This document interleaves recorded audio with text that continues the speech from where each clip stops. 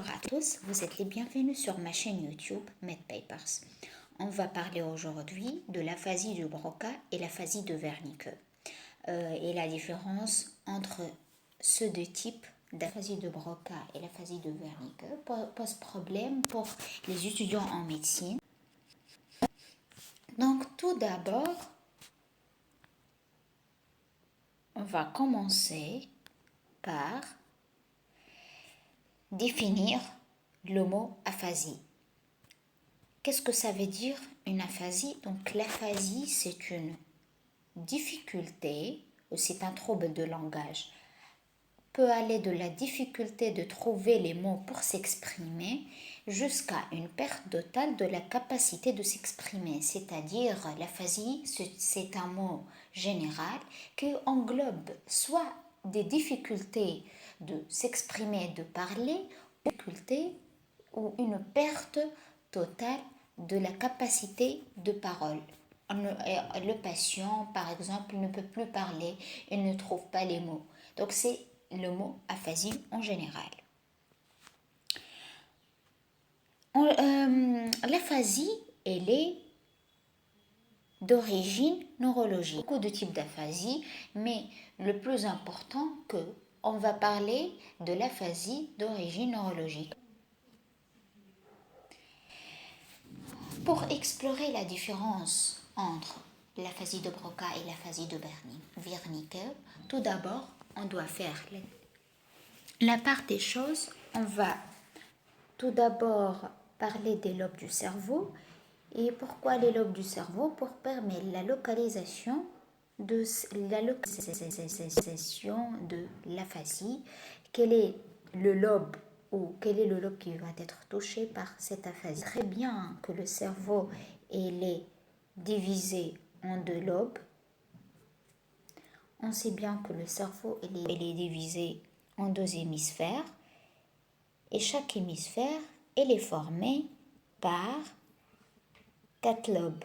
Lobe frontal, lobe pariétal, lobe temporal et lobe occipital. Donc le cerveau est composé de 4 lobes. Ces 4 lobes est une distinction anatomique. Ça veut dire que les lobes possèdent des fonctionnalités qui sont assez différentes. Par contre, le lobe du cerveau, mais il va présenter, il va exécuter et analyser et percevoir plusieurs et différents types de stimulus. Pour cela, Brodmann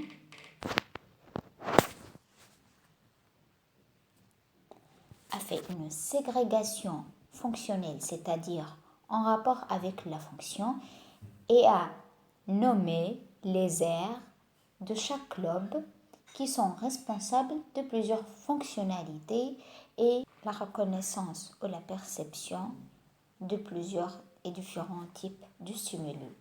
Donc, on a plusieurs aires de Brodmann.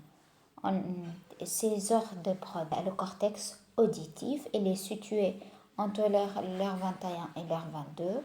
Par contre, par exemple, l'aire cardiaque de Brodmann, il est en rapport avec la motricité. La localisation anatomique, l'aire de Broca. Donc, la première différence entre les deux aphasies, c'est leur localisation anatomique, classification de Brodmann. L'aire de Broca, c'est l'aire 44 de Brodmann. Donc, revenons à l'aire de Brodmann, les aires de Brodmann. Donc, c'est l'aire de Broca, elle occupe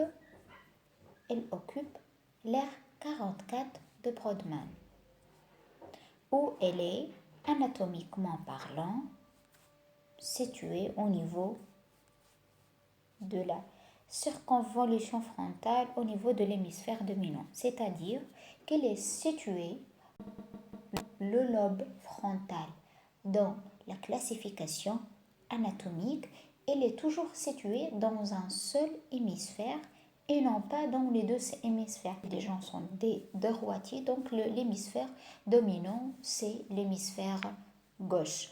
Donc l'aire de Brodmann, elle est située dans l'aire 44, hémisphère gauche.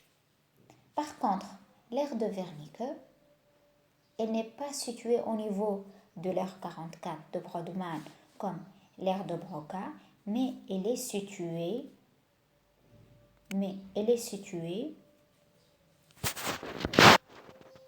niveau de l'aire 22 de Brodmann. Donc, elle est entourant la région pariéto-temporo-occipitale. Elle est anatomiquement, elle est située entre le lobe pariétal, le lobe temporal et le lobe occipital. Elle est en rapport avec le cortex auditif et on va expliquer après pourquoi l'aire de Wernicke c'est un rapport avec le cortex auditif. L'aire de Broca, donc comme on indique, qu'il est anatomiquement parlant situé au niveau de la circonvolution, la troisième circonvolution du lobe frontal, et fonctionnellement par la classification de Brodmann est située au niveau de l'aire 44 de Brodmann. Par contre, l'aire de Wernicke, elle est située au niveau du lobe pariéto-temporo-occipital. Elle est entre les deux lobes pariéto-temporo-occipital. Elle est en même temps, par la classification de Brodmann, elle est entre E22 de Brodmann ou le cortex auditif primaire. L'aire de Broca et l'aire de Wernicke, c'est un schéma comparatif pour résumer tout ce que tout ce que j'ai parlé auparavant. Plan sémiologique. Comment peut-on différencier l'aphasie de Broca et l'aphasie de Wernicke? C'est-à-dire, si vous êtes devant un patient en urgence, comment peut-on différencier l'aphasie de Broca de l'aphasie de Wernicke? Tout d'abord, l'aphasie de Broca, c'est une incapacité de s'exprimer. Le patient ne peut pas parler. Il n'arrive pas à s'exprimer. Il est appelé anartrie.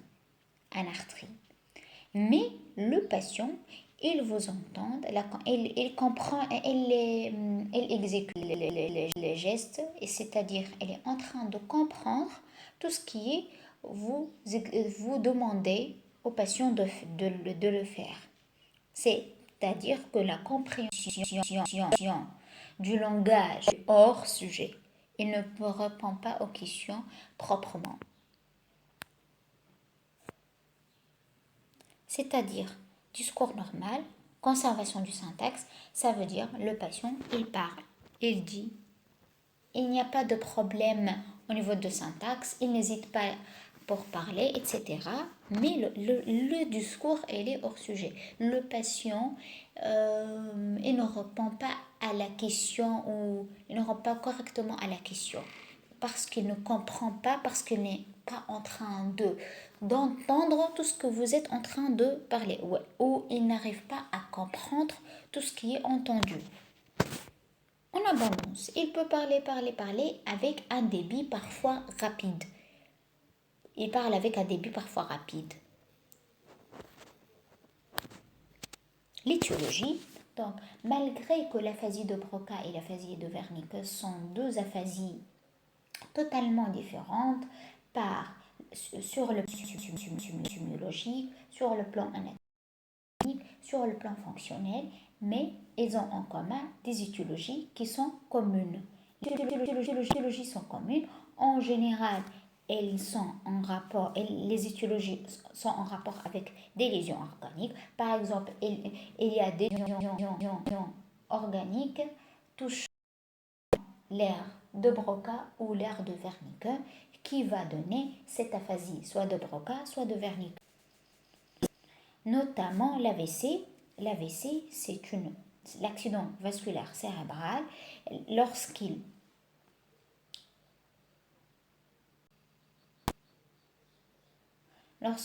touche le territoire des aires, soit de Broca, soit de Wernicke, il donne la symptomatologie de l'aphasie.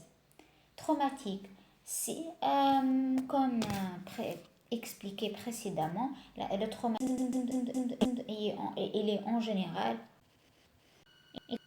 expliqué par le même mécanisme des lésions organiques. Lorsque l'aphasie de Broca ou l'aphasie de Wernicke, lorsque l'aire de Broca ou l'aire de Wernicke est touchée par un traumatisme, donc on va trouver sur le plan clinique des aphasies.